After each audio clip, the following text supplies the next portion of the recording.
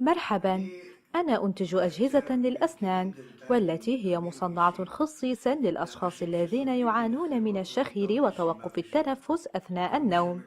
أي شخص مهتم بتلقي العلاج، نحن ندعوك إلى واحدة من عياداتنا لإجراء اختبار التوافق.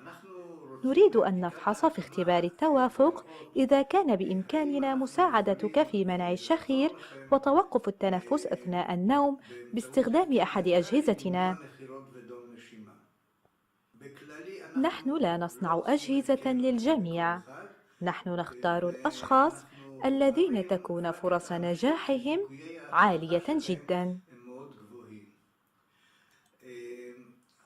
نحن نطلب الحضور إلى الاختبار بصحبة أشياء قليلة مجهزة. نتائج مختبر النوم.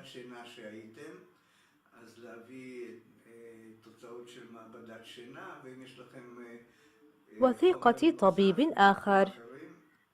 على سبيل المثال، طبيب الأنف والأذن والحنجرة. أحضر أي وثيقة يمكن أن تتواجد.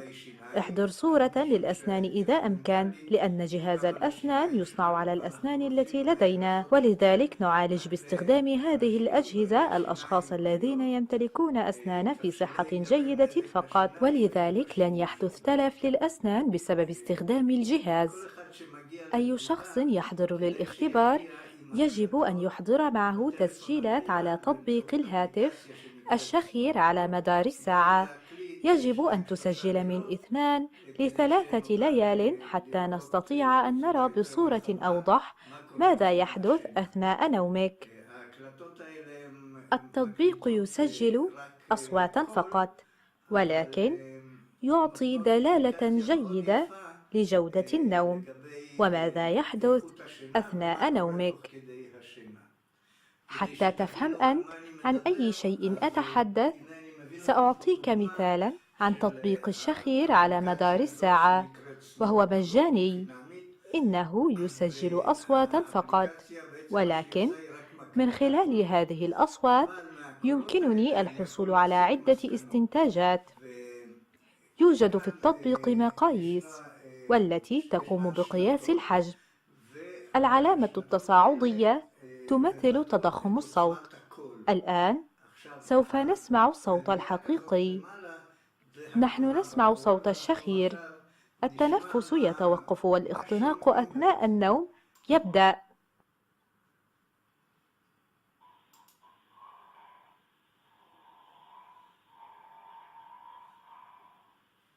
אנחנו שומעים את הנחירות, ונגמרו הנחירות כי התחילה הפסקת נשימה. المريض لا يتنفس في هذه المرحلة. أثناء عدم التنفس يقل الأكسجين الموجود في الدم، ويزداد النبض، ويزداد ضغط الدم. هنا يبدأ في التنفس.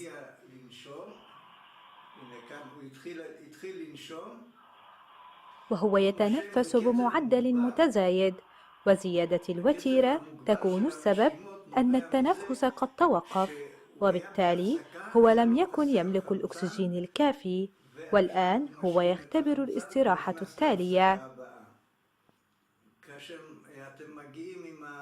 لا تحاول أن تفسر التسجيلات بنفسك. تعال إلينا وسوف نشرحها لك ما نراه في التسجيلات بالضبط. عندما تشتري جهاز الأسنان ويكون لديك تسجيلات سابقة، بمجرد أن تضبطها بالجهاز سوف يقوم الجهاز بالتسجيل، وبذلك يمكن أن نرى بطريقة ملموسة التحسن في نومك وفي تنفسك.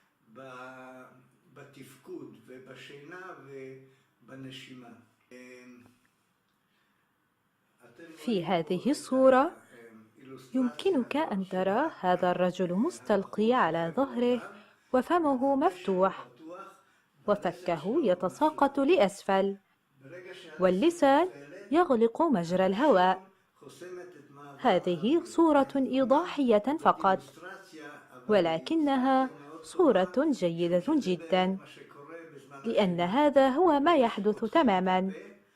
عندما تنام وفمك مفتوح. חוסמת את מעבר האוויר. اللسان ينخفض ويغلق مجرى الهواء، צריכים לראות ونحتاج إلى طريقة لنتخلص من هذا الأمر. המנטלי שלנו جهازنا يمكن علاج توقف التنفس أثناء النوم والشخير. עם פה סגור וגם לאנשים שיש الأشخاص الذين ينامون وفمهم مفتوح أو مغلق، שיש להם فالأشخاص الذين لديهم انسداد بالأنف يمكنهم التنفس من فمهم، סיפאפ שבסיפאפ חייבים לנשום דרך مقارنة بالأشخاص المضطرين للتنفس من أنفهم. بمساعدة جهازنا يمكنك التنفس من خلال الاثنين، الفم والأنف.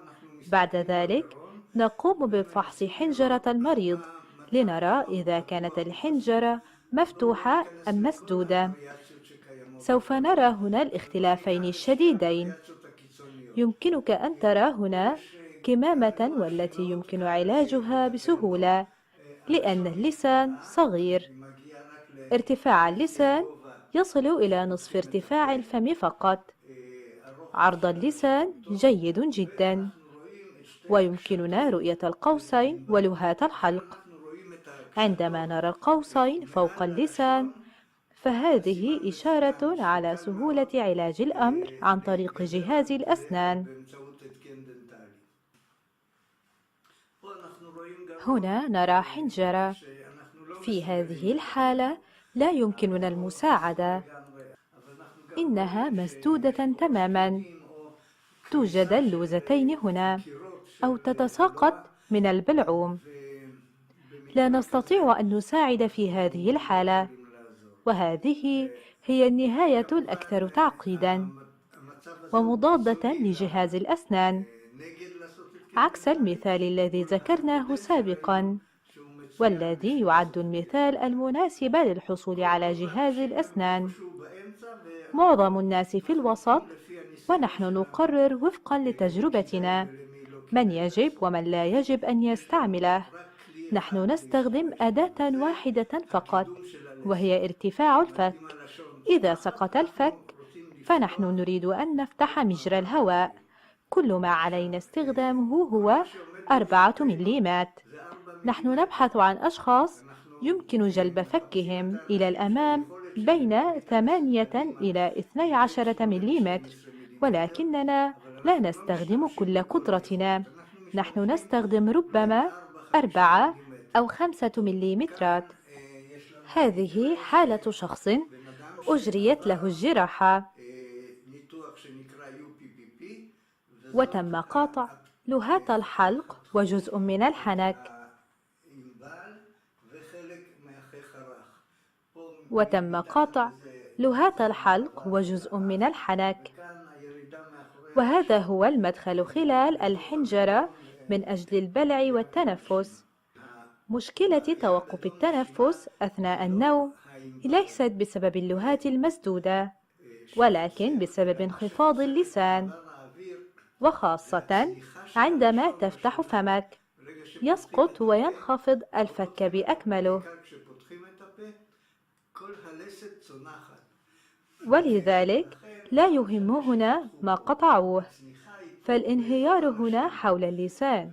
את הצניחה הזאת, هذا الانهيار لا يمكن منعه بالجراحة. כל הלסת, انخفاض الفك يمكن أن نمنعه فقط بجهاز الأسنان. נכון, זה إذا كان لدينا مريض خضع لجراحة سابقة تصبح مساعدتنا أسهل من حالة وجود لها. وفي نفس الوقت سأريك كيف يبدو جهاز الأسنان لطيف للغاية. הוא מאוד מאוד עדין, هنا نرى الفم مفتوح والفك العلوي. פתוח, זה نرى أن الجهاز يحافظ على تجويف الفم مفتوح تماما. הפה פתוח לגמרי. וזה ההתקן היחיד, إنه الجهاز الوحيد المبني على إطار معدني لطيف جدا. גם הקונקטור הזה שנמצא פה, الموصل الرئيسي يعلق على فكك العلوي وهو غير ملاحظ، לא מפריע לה ويذهب اللسان في أسفله، ولذلك لن يتسبب في الإزعاج له. الجهاز مريح للغاية والاعتياد عليه عملية سريعة جدا. نحن משקללים نفحص את כל كل شخص התוכניות ونفكر مليا في كل البيانات التي نحصل عليها، مثل ما هو شكل الحنجرة والمعلومات التي نحصل عليها من مختبر النوم. וגם אנחנו التسجيلات מביאים את الموجودة في המאפיין של تطبيق מצב الشخير שמדמה وما את نراه האפקט جسديا في של الحنجرة. ההתקן. نحن أيضا אבל نصنع את זה محاكاة תראו للمريض כשתגיעו مما לבדיקה. يجعله يرى אם تأثير الجهاز، נרשמתם ولكن سترى كل ואתם עושים ذلك عندما פתרון تأتي إلى ממש טוב, اختبارنا. יעיל, ولذلك נוח, إذا לא وقعت מורגש בפה, وتريد حلا שעובד فعالا בצורה ومريحا מכנית ولن מהרגע يكون הראשון, ملاحظا في فمك، אתם מוזמנים وسوف לבוא يعمل לבדיקה بكفاءة عالية منذ ופשוט اللحظة الأولى. ליהנות أنت מאתגר مدعو لتأتي שמיוחד للاختبار، במינו, واستمتع שלא ניתן بجهاز להשיג فريد במקום אחר, ولا يمكن الوصول إليه في مكان ולישון آخر. טוב ونم כמו جيدا מאות مثل רבות المئات של من الناس אנשים الذين אחרים שמגיעים ينامون לארגונים بأجهزتنا שלנו ويتصلون וקשה לי ليشكرونا. להגיד תודה. تمتع بنهار رائع אז שיהיה وليلة לכם יום مريحة، נפלא ולילה وتعال טוב, إلى الفحص. שתגיעו לבדיקה وداعا.